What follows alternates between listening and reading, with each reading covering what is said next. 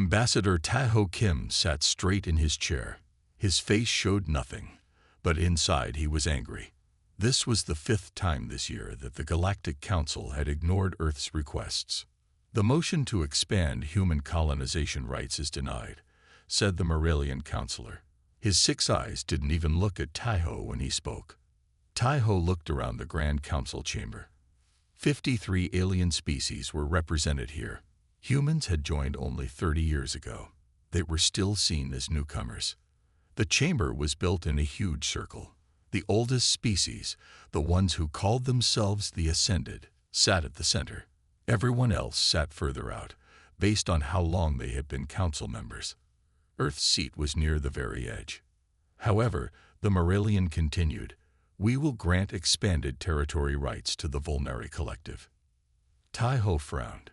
The Vulnari had joined the council just 3 years after humans, but they rarely questioned the Ascended, so they got special treatment. Next to Tae-ho, his aide Ji-won Park made a small sound of surprise. She quickly typed notes on her datapad. The Vulnari have not shown any evidence they can use these new territories effectively, Tae-ho said, rising from his seat. Earth has submitted detailed plans for developing 7 new systems. Our technology would benefit the entire council. One of the Ascended, a cloud-like being named Elder Joe, floated forward. Humans move too quickly. The council has existed for 12,000 years because we make careful decisions. Your species is too impatient. Tae-ho took a deep breath. He had heard this speech many times before. Careful decisions, he asked, like ignoring the resource crisis in the Outer Rim, or refusing to address the growing pirate threat near Sector 19. Earth has offered solutions to both problems. A murmur spread through the chamber. No one usually spoke to the Ascended this way. Your solutions involve untested technologies, said another counselor. And you wish to lead these initiatives yourselves. This suggests human ambition, not cooperation. Ji-won slid a datapad toward Tae-ho. On it was a single message. The President's authorization is confirmed. Tae-ho nodded slightly. He had hoped it wouldn't come to this, but the Council had left Earth no choice. Respected counselors, Tae-ho said, his voice now calm and clear. For 30 years, humanity has tried to be a good member of this council.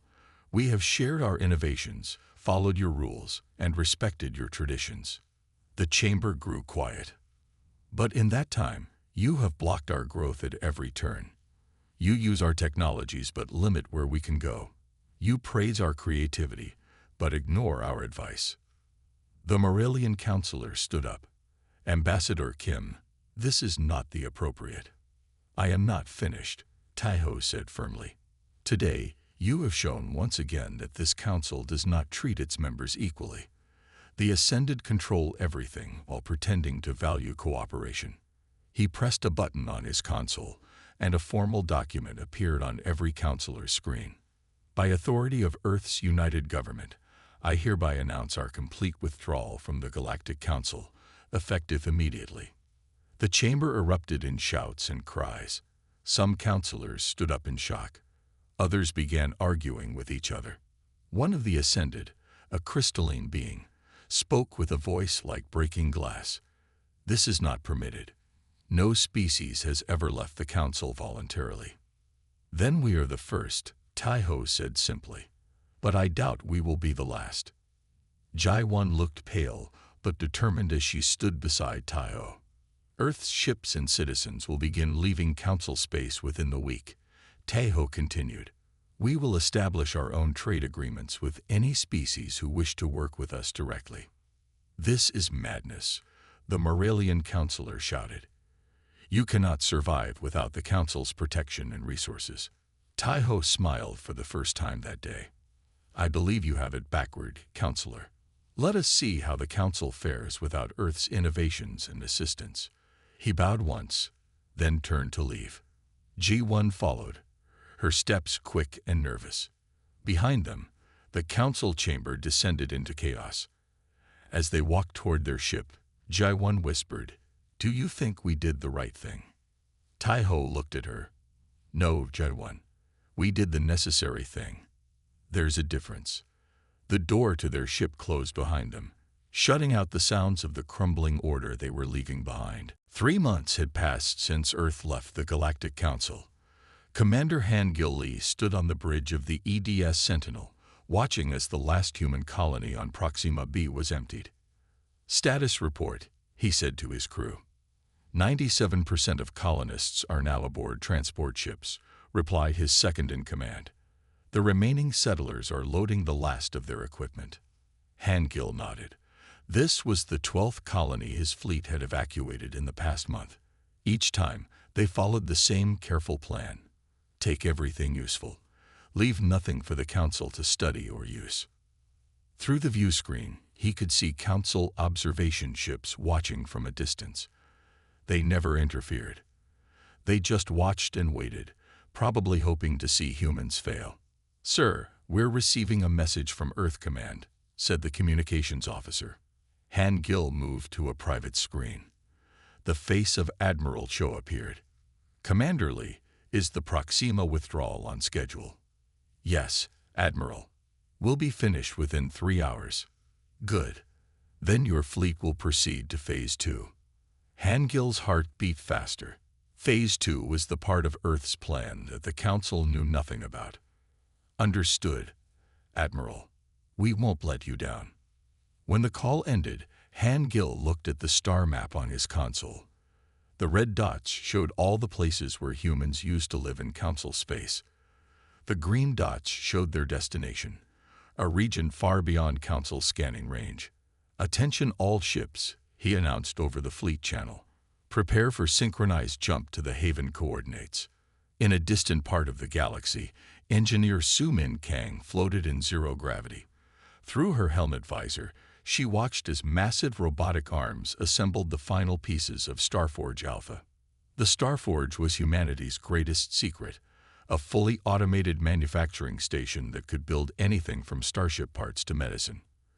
Earth had been developing this technology for 15 years, always hiding its true potential from the Council. "Primary reactor online," reported a voice in her earpiece. "Power level stable." Su-Min smiled. "Begin the activation sequence." She pushed herself toward the observation deck where her team waited. As she entered, she saw their nervous but excited faces. "Today we make history," she said. "The Council believes we need their resources and technology to survive.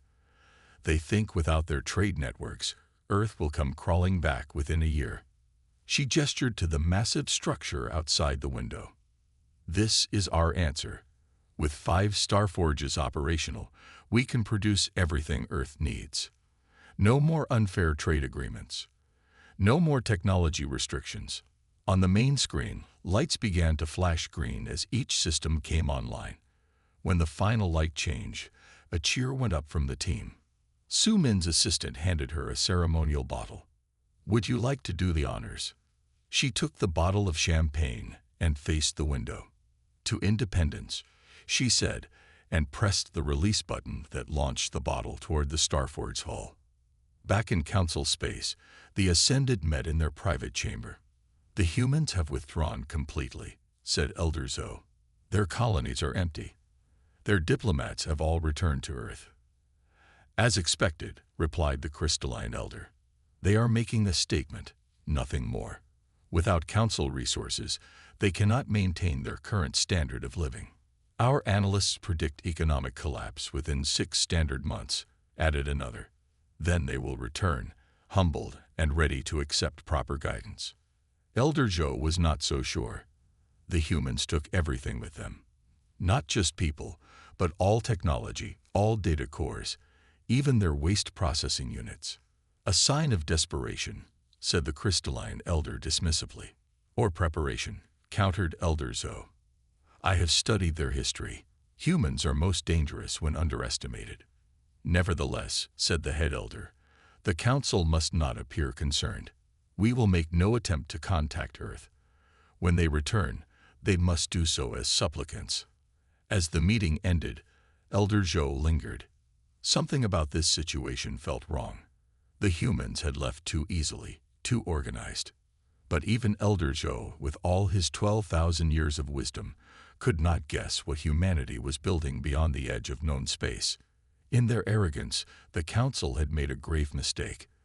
They were counting the days until humanity's return. They should have been counting the days until humanity's revenge. 2 years had passed since any council member had seen a human ship. 2 years of strange silence. Admiral Du Hyun stood at the edge of what they now called the boundary. His fleet of 20 ships formed a line in space. Their job was simple: let no council ships pass. "Admiral, we have incoming vessels," reported his sensor officer. 3 council scout ships approaching from Sector 7.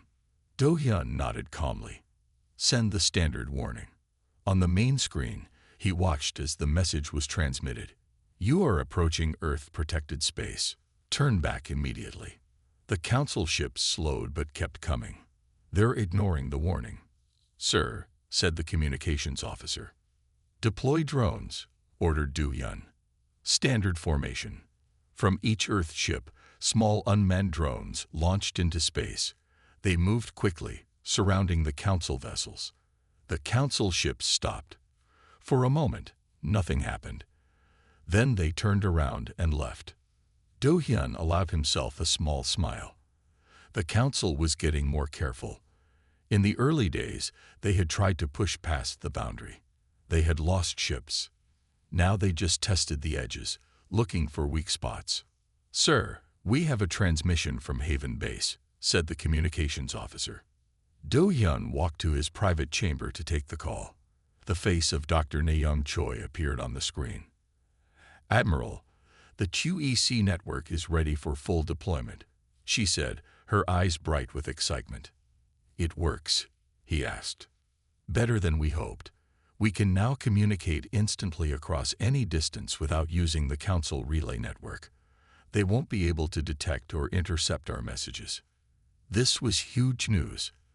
The quantum entanglement communication system had been in development for years. With it, Earth ships could coordinate without the Council ever knowing. "Begin installation on all boundary fleet vessels immediately," he ordered. "How soon until civilian use?" 6 months for major colonies, 1 year for all Earth vessels," she replied. After the call ended, Du Hyun looked at the star map on his wall. The blue line showed the boundary that separated Earth space from Council space. Beyond that line, humanity was building something new. In the Grand Council chamber, a Vaxian trader stood before the assembled representatives. "I tell you, it's getting worse," he said, his 4 arms moving in distress. "Trade routes that worked for centuries are now disrupted. Resources we depended on from human sectors are gone." The Moralian counselor waved dismissively. The humans controlled very few essential resources, but they transported many. The trader argued. Their ships were fast and reliable. They connected trade networks that are now falling apart. Across the chamber, an alien named Song Ho-Jang listened carefully. Though he looked like a tall, thin humanoid with golden skin, he was from the Oregon species. The Oregons had always traded well with humans. Song Ho stood up. "The Vaxian speaks truth. My people's analysis shows a 12% decline in overall council trade efficiency since the humans left." Elder Joe floated forward. "These are temporary adjustments. The council existed long before humans, and will continue long after they are forgotten. Yet we cannot forget them if we keep sending ships to find them." Song Ho pointed out. 23 council vessels have disappeared while trying to map human territory. "Unfortunate losses," said the crystalline elder coldly, "but necessary to maintain council security." After the meeting, Song Ho walked to his private ship. Once inside, he checked carefully for listening devices, then activated a hidden communicator. "This is Starlight calling Haven. The Council grows more concerned each day, though they won't admit it. The loss of their ships has made them cautious, but also angry." From the communicator came a voice he knew well. Yunji Kang, Earth's head of covered operations.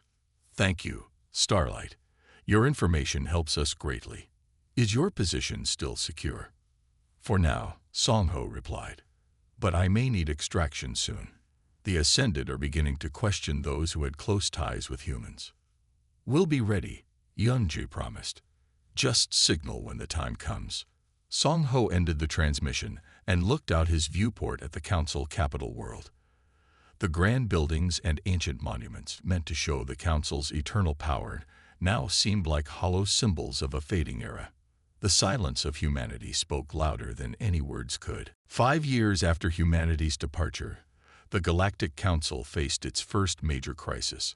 Song Ho Jang watched it unfold from his seat in the chamber.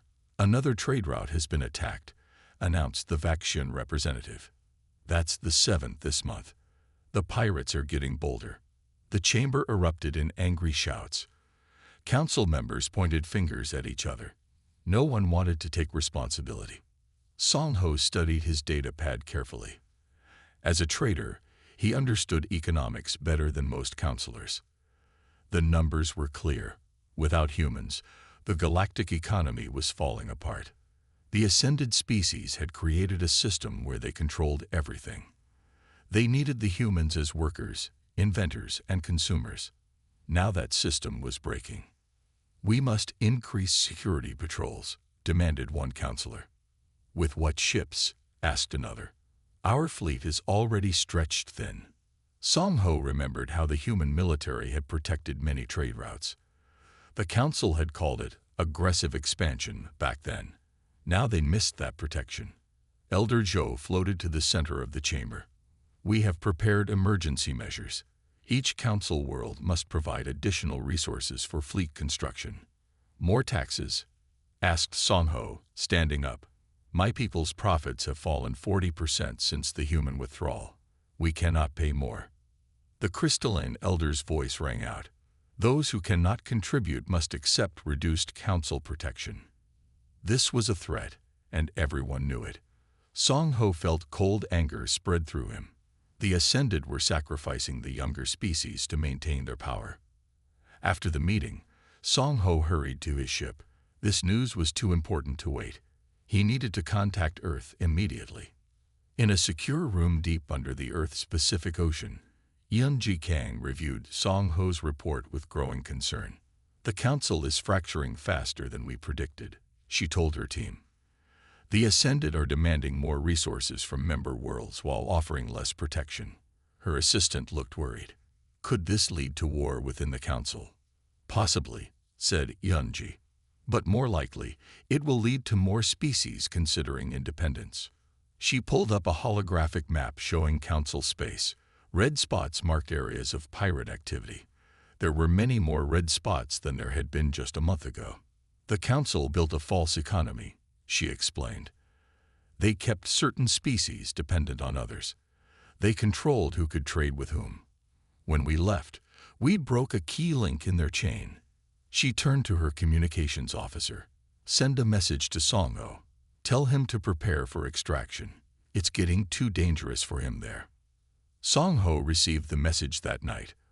Earth was offering him sanctuary. He should prepare to leave Council space within the next month. As he packed his most important belongings, his door chimed. Song Ho froze. No one should be visiting at this late hour. He checked the security camera. To his surprise, it was Elder Zhou. Song Ho opened the door cautiously. "Elder, this is unexpected." The cloud-like being floated inside. "We need to speak privately, Counselor Zhang." Once the door was closed, Elder Zhou spoke in a low voice. "The Council is failing. The other elders refuse to see it, but I cannot ignore the truth any longer." Song Ho was careful. This could be a trap. "What truth is that, Elder?" "That we need the humans more than they need us," said Elder Zhou. "Our entire system was built on using their innovation while limiting their power. Now we are paying the price for our arrogance." The elder moved closer. "You still have contact with them, don't you? The humans?" Song Ho didn't answer directly. "What makes you think that?" "You were always their strongest advocate," said Elder Zhou. "And you show no fear despite the collapse around us. You have an escape plan." Song Ho considered his options. Then he made a decision. "If I did have contact with Earth," he said slowly, What message would you want me to deliver? Elder Zo's cloudy form rippled with emotion. Tell them some of us are ready to listen. Tell them not all of the Ascended were blind to our mistakes. Song Ho nodded. I will. Consider your words, Elder. After Zhou left, Song Ho sent an urgent message to Yunji. The collapse of the council was accelerating. And now, it seemed even the Ascended were beginning to break ranks. 7 years had passed since humanity withdrew from the council. On this day, everything would change. Captain Minho Baek stood on the bridge of the EDS Pathfinder. His ship was unlike anything the galaxy had ever seen. It was 3 times larger than the biggest council vessel. Its hull gleamed with a metal that seemed to shift colors as it moved. All systems ready, Captain, reported his first officer. Minho nodded. Begin final approach to Centauri Station. Centauri Station was a major trading hub in Council space. Ships from 20 different species docked there daily. It was the perfect place for humanity's return. Sir, we're detecting Council security vessels moving to intercept, said the sensor officer. Hold course, Minho ordered calmly. Activate broadcast on all frequencies. A moment later, the Pathfinder began transmitting a simple message in every known language. Earth is open for independent trade. On the main screen, Minho could see the Council ships scrambling to form a blockade. They looked small and fragile compared to the Pathfinder. They're ordering us to stop and prepare for boarding, said the communications officer. Minho smiled. Politely decline. On Centauri Station, Security Director Junseo Rim watched in horror as the massive human ship approached. It was bigger than anything he had ever seen. Target their engines, he ordered his fleet. Stop them before they reach the station. His weapons officer pressed the fire button. Nothing happened. Sir, weapons systems are not responding, the officer reported, panic in his voice. Junseo slammed his fist on the console. How is that possible? Run diagnostics. All systems show green, but nothing works, said his technology specialist. It's as if the weapons have been switched off. Junseo looked at the approaching human ship with new fear. What kind of technology could disable their weapons without even firing a shot? Aboard the Pathfinder, diplomatic officer He-Ju Yang prepared to welcome visitors. The grand reception hall had been decorated with symbols from many worlds. Food and drinks from across the galaxy were ready to be served. Are we sure anyone will come? Asked her assistant. He-Ju smiled. They will come. The council has failed them. They need new partners. Her console beeped. Captain Minho reports docking is complete. Station security has been convinced to allow us to proceed. On the station, news spread quickly. A human ship had returned. It was offering free trade without council restrictions or taxes. The first visitors arrived within an hour. Merchants from the outer systems, those hit hardest by the council's failing economy. They entered nervously, unsure what to expect. He-Ju greeted them warmly. Welcome, friends. Earth is pleased to renew our connections with the galaxy. A Vaxian trader stepped forward. The council forbids direct trade with humans. There will be consequences. Perhaps, said He-Ju. But ask yourselves, what has the council done for you lately? Have they protected your ships? Have they stabilized your markets? The visitors looked at each other. The answer was clear. We offer technology, resources, and fair prices, continued He-Ju. We ask only that you trade freely, according to your own interests, not council mandates. By the end of the day, over 30 trade agreements had been signed. By the end of the week, that number would grow to over 200. Back on Earth, President Kang received the news of the Pathfinder's success. Phase 3 is complete, reported Admiral Du Hyun. The Pathfinder has established our presence without firing a single shot. Our technology demonstration was effective. And the Council's response? Asked the President. Confusion and anger, said the Admiral. They called an emergency session, but couldn't agree on how to respond. Some want to attack us, others want to negotiate. The President nodded. And the independent traders? "Flocking to our banner," said the Admiral with satisfaction. They'd been waiting for an alternative to the Council for years. President Kang looked at the galactic map on her wall. Small blue dots began appearing across Council space, places where Earth now had new allies. "We didn't just leave the Council," she said quietly. "We're replacing it." 10 years after leaving the Council, humanity had changed the galaxy. The Terran Cooperative now included Earth and 17 other species who had broken away from Council rule. Young engineer Yoon-ji Kwon stood in the Great Hall of the Cooperative headquarters on Luna, Earth's moon.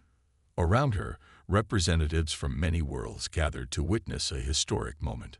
"Today, we share our quantum drive technology with all cooperative members," Yoon-ji announced. Her voice was steady, but inside she felt nervous speaking to so many important people. On the large display behind her, diagrams of the new engine system appeared. This technology would make ships twice as fast, while using half the fuel. Under Council rules, this technology would be restricted, she continued. Only the Ascended would have full access. Everyone else would get limited versions, carefully controlled. She pressed a button on her console. The full technical plans appeared on every delegate's datapad. "But in the Cooperative, we share knowledge freely. We believe that when all worlds advance together, we all benefit." The delegates broke into applause. Many had lived for centuries under Council restrictions. They knew how the Ascended kept the best technology for themselves. The Cooperative's open approach was revolutionary.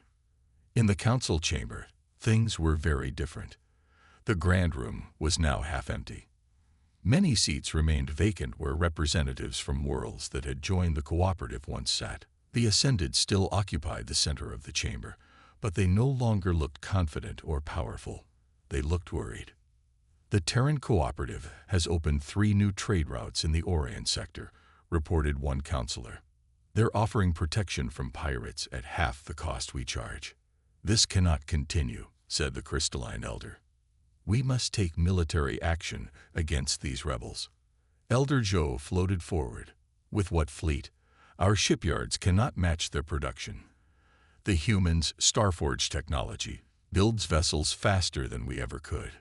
A new voice spoke from the gallery. "Perhaps it is time to consider a different approach." All eyes turned to Counselor De Bin Moon. She represented the Synthetic Intelligence Collective, beings of pure thought who lived in computer networks. The synthetics had always been loyal allies of the Ascended. "What do you suggest, Counselor Moon?" asked Elder Zhou. De Bin's holographic form shimmered as she moved to the center of the chamber. "I have studied the Terran Cooperative carefully.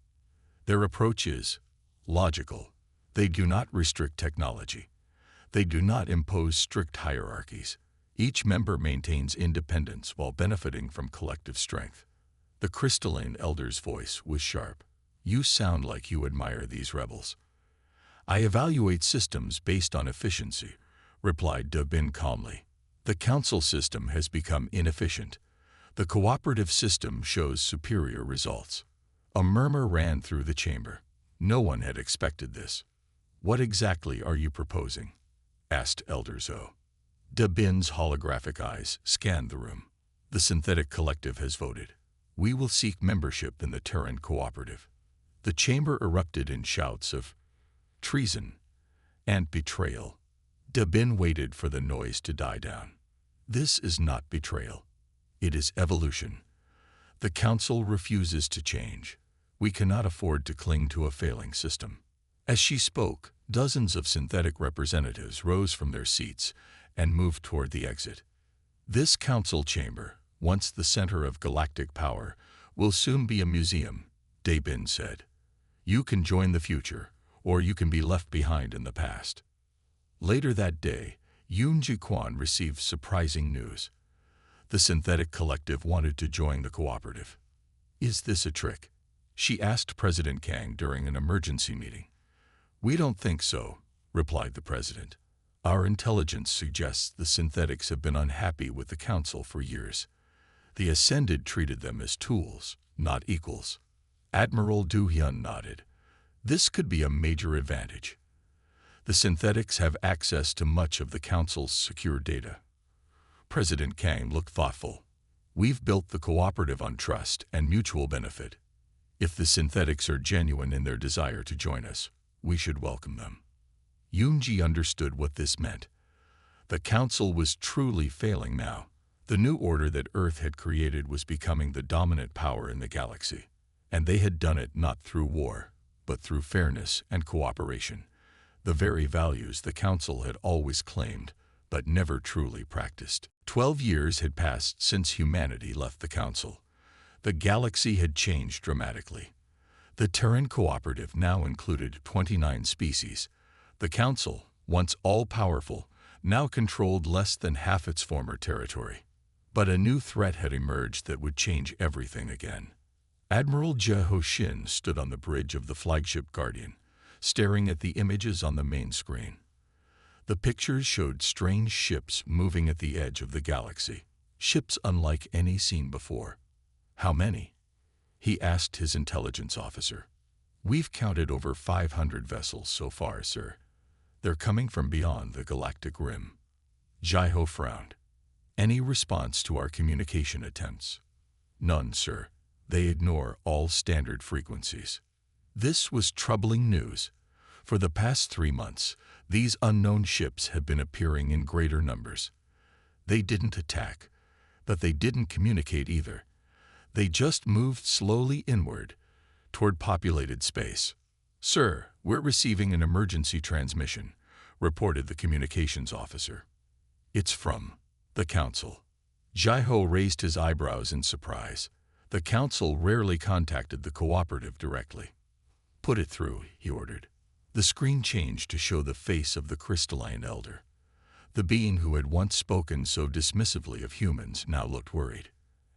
Admiral Shin, I contact you on a matter of utmost urgency, said the elder. You have observed the ships approaching from the rim. We have, Jeho replied cautiously. They are called the Void Harbingers. They come from another galaxy. We have encountered them before. Jeho's eyes narrowed. When? 2,000 years ago. They sent a small scouting force. We drove them back, but at great cost. And you never thought to warn the rest of the galaxy about this threat?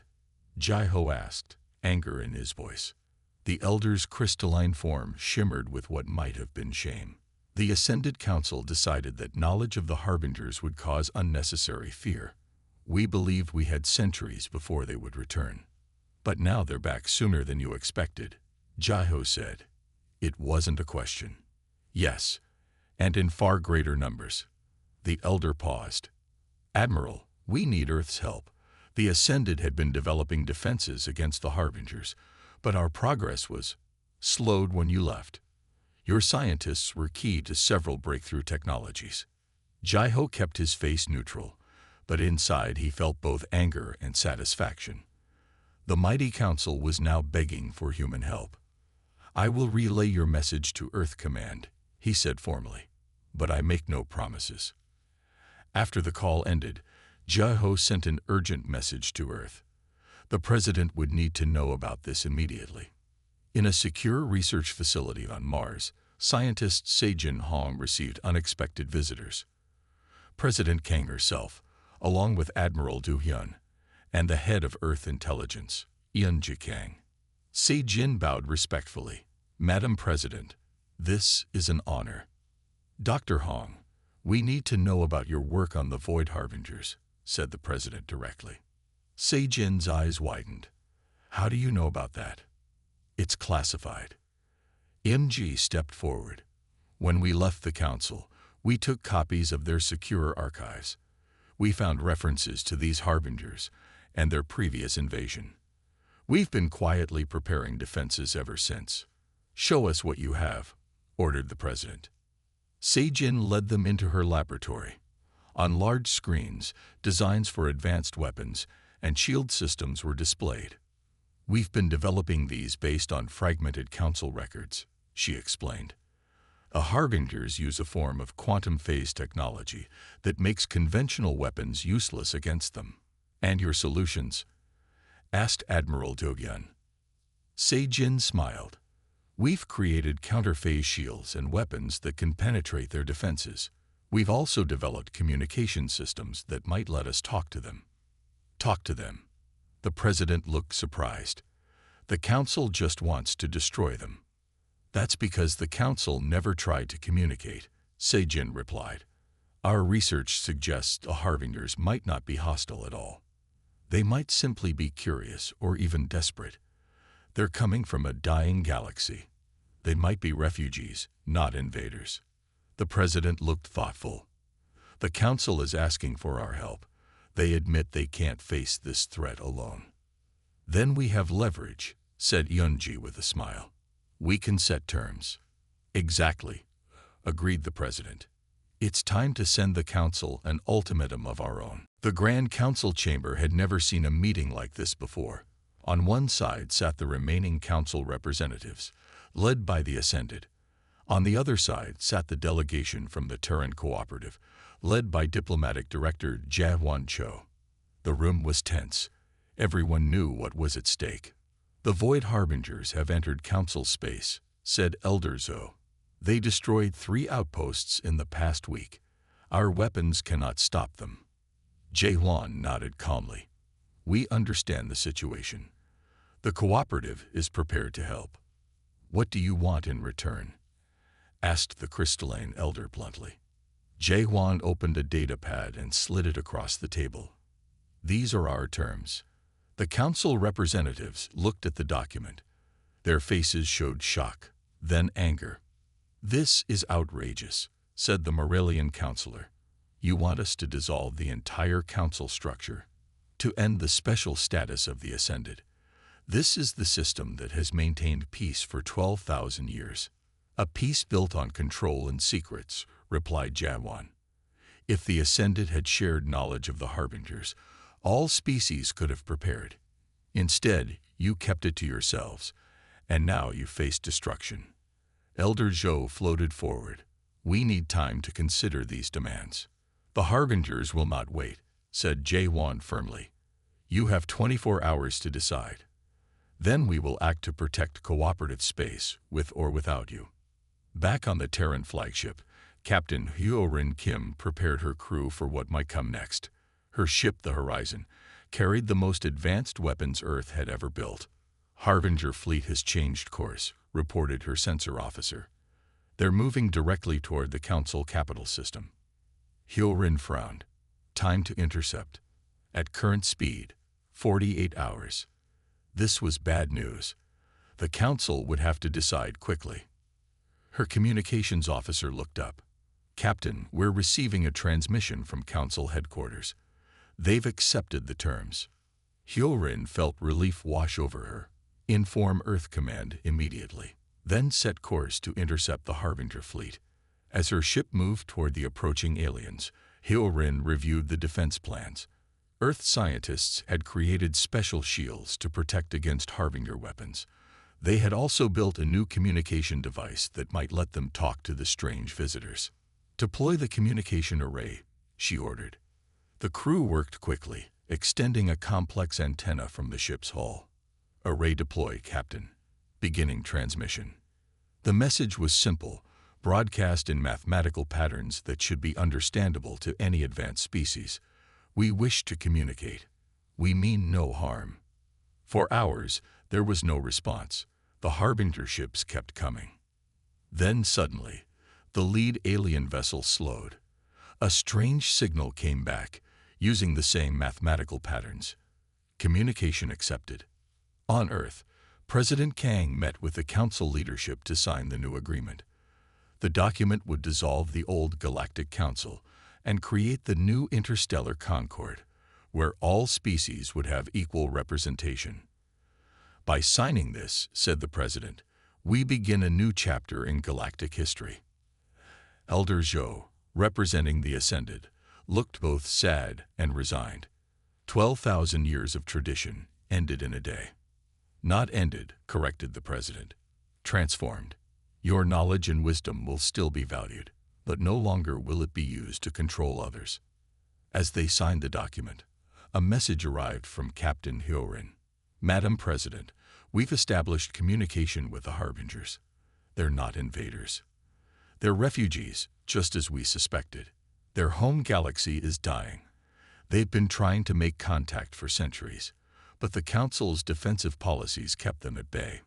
The president looked at Elder Zhou, whose cloudy form seemed to shrink. "All this time," said the president, "you thought they were coming to destroy you, but they were reaching out for help."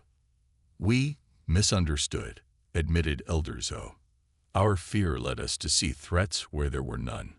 Perhaps we did the same with humans." The president nodded. "Fear makes poor policy.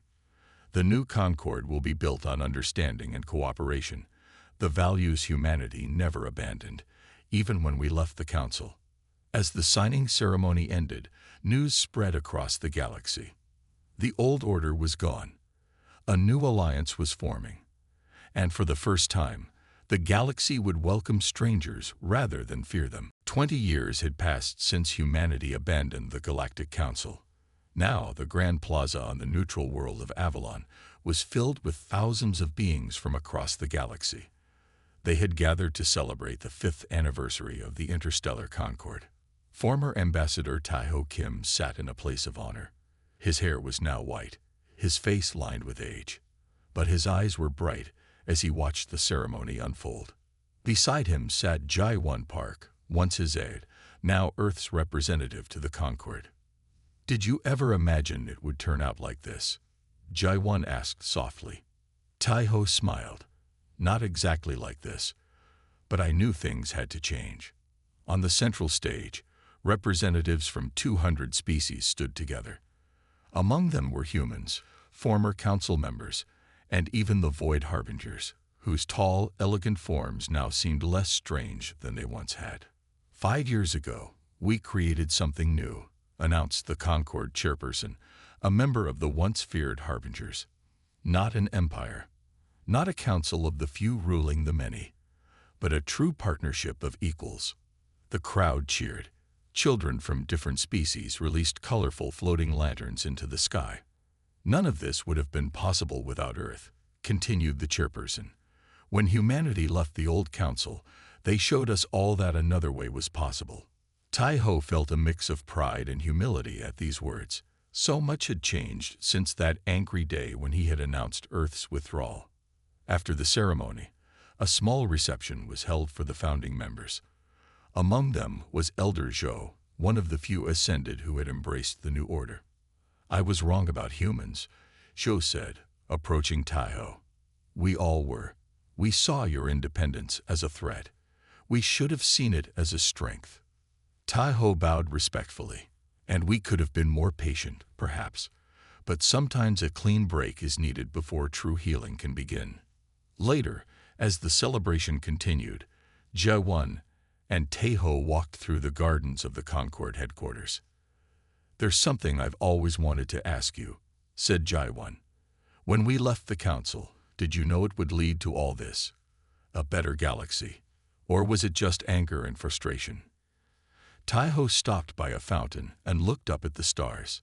"Let me tell you a secret, Jai-1, one that only a few people on Earth know." He lowered his voice. "We never truly abandoned the galaxy. That was never the plan." Jai-1 looked confused. "What do you mean?" "Earth's leaders knew the council system was failing long before we left," explained Taiho. "The Ascended were keeping too many secrets, controlling too much. The galaxy was stagnating under their rule. So our withdrawal was a strategy?" asked Jai-1, surprised. Taiho nodded. "We needed to break free so we could build something better. We needed to show other species that they could survive, even thrive, without the Council's protection. We couldn't change the system from within, so we had to create an alternative. And the Harbingers, did we know about them too?" "No, they were a surprise," admitted Taiho. "But they proved our point perfectly. The Council's fear and secrecy nearly caused a war with refugees seeking help. A group of children ran past them, playing some game that crossed cultural boundaries.